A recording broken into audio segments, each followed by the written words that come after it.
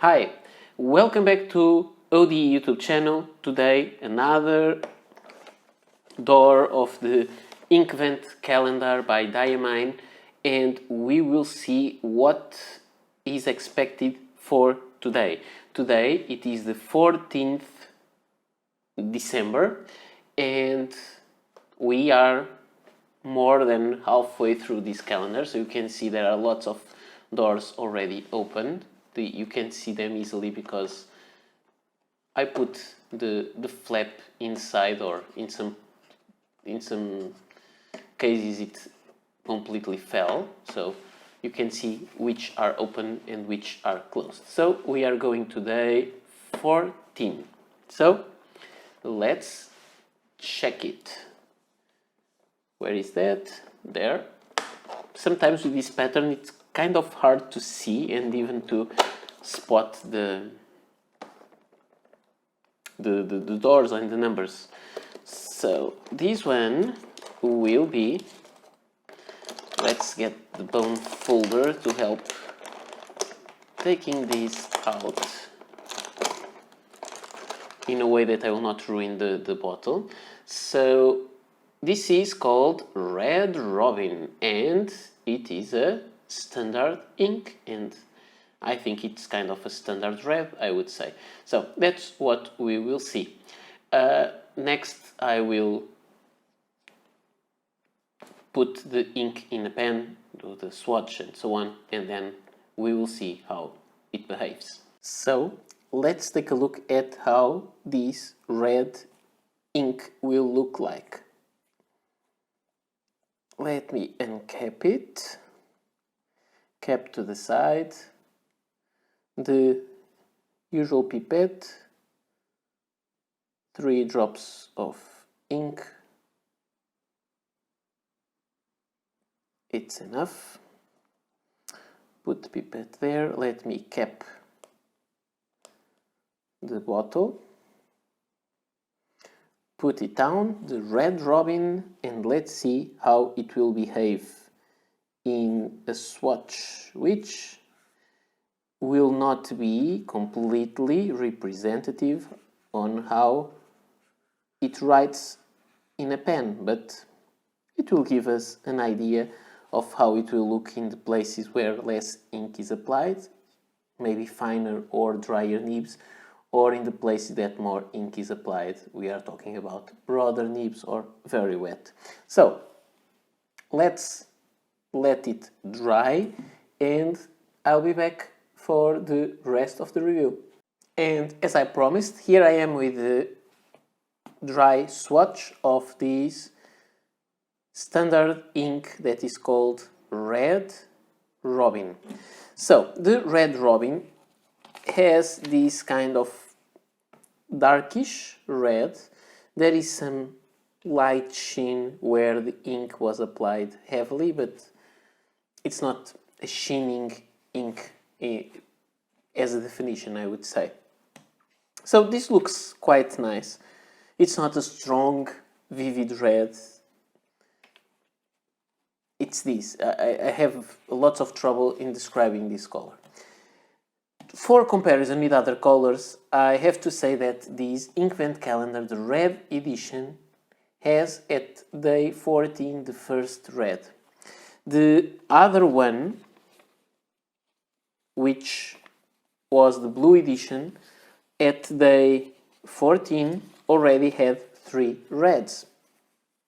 So in total there were 5 reds. I doubt there are 11 more reds, or that's not what I meant. Here we have 5 reds. I don't really believe there are 5 extra reds on this calendar on the remaining 11 inks. That would be a lot. That's what I meant. So the reds on the Inkvent Calendar 2019. This one, which has a very pinkish color, the candy cane, for day number 2. For day number 6, we had the ho ho ho, which is I would say, a real red.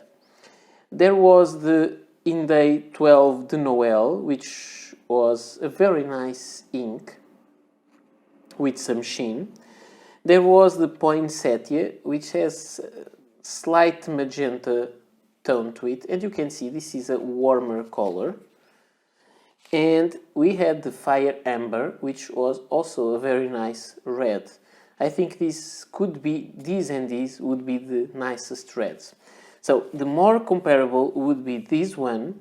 They are different, but not really that different in my opinion. I like these. About the comparisons with other inks, I have several reds, but no one really compares well with these. I have the Parker Quink Red Vintage Ink, which is much lighter and a little more pinkish.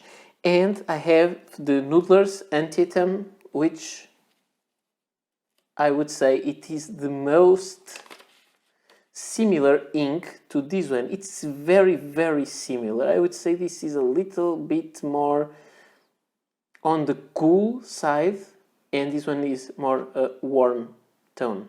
That would be the difference. I would say they are the same color, but one is cooler, the other one is warmer. That's that difference. And I would say this one shades a little better. So this is the Red Robin. The chromatography of this ink shows there is no water resistance. All the ink goes up and it's all red. So there is not much to it, really. And it is a red that goes into a brownish tone, and that really makes sense. Then let's go for the pens that I chose for this review. I chose two red pens, not very simple red pens. One is the Leonardo Officina Italiana Furore, and the color of this pen is, of this material, is passion red. And it's not properly aligned. This red is amazing, as you may see. It may even look too much here with this lighting. So it is a very nice pen with a number 6 Bock nib at the time. I think they were still Bock nibs at this time. And it is a nice pen, cartridge converter pen. The other pen is not also isn't also plain red. It is a This one is not a plain red. This one is a kind of orangey red, and it is the Pilot Lucina. And it was the first pen that I bought thinking of a Parker dual-fold, big red. I know this is not as big, but it was a pen that I could afford at the time, and it was not the very expensive Parker dual-fold. It has a fine nib, so I think it will provide us a nice comparison. And I'm touching ink. So, this nib is smaller, and it is a fine, and the other one is a medium. You can see the nib sizes here, so a little different. Now let me put those aside and let me show you the writing samples. And I have here 3 as usual. We'll start with Moleskine. With Moleskine, this really looks more kind of an orange color. This ink has a little feathering, you may see, around, along the fibers of the paper. And it has some shading when we use the Leonardo pen. With the Pilot, I don't see that much. There is a little bleed through, not that bad. Then we have the Oxford Optic paper, which is a very good paper. It looks more vivid in the color. You can see a little more shading even with the Pilot, and much more with the Leonardo. On the other side there is no bleed through, except there where I passed lots of times to make that kind of swatch. And here we have the navigator, 80 grams per square meter copy paper, and it looks a little darker again. And there you have the color. In this one the shading is very poor in both pens. Using the Pilot, it looks a little bit more pinkish and more brownish with the Leonardo. Here some bleed through, but not as bad as on the Moleskine. So let me just show you the colors compared. I think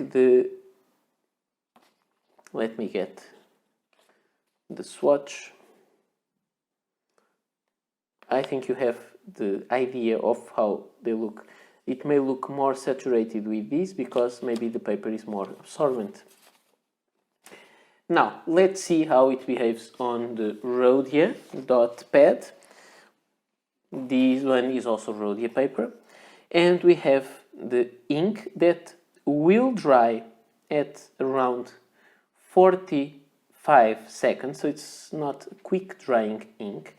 And what we expected from the swatch, there is no water resistance. The place where I put drops of water and then just clean them with a paper towel disappeared completely. So if you go here, you lose the track of the line.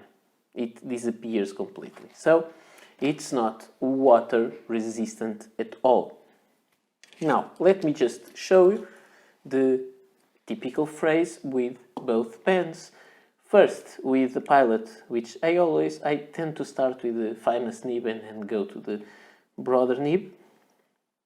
So the quick brown fox jumps over the lazy dog.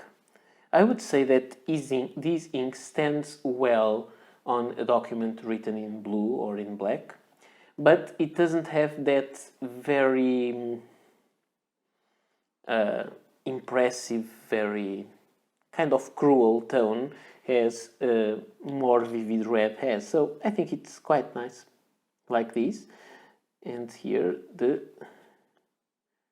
quick brown fox jumps over the lazy dog. This ink smears a lot because it doesn't dry easily, but what I can say is when you write with both these pens, it's hard to explain, but you feel like the ink is not very well lubricated. It seems to drag a little bit on the paper, and it's not the quality of the nib, it's the quality of the ink. So you find there is kind of some resistance on the paper. It's more like writing with water or with no ink than writing with ink. I feel this ink has a drier feel to it. So I don't think this is the most exciting ink to write with, but I wouldn't say this is the right ink to write a letter for someone. So I think it's good enough for marking a text, to underline things. So this is the review of the Day 14 Red Robin, and I hope to meet you here again tomorrow. Bye!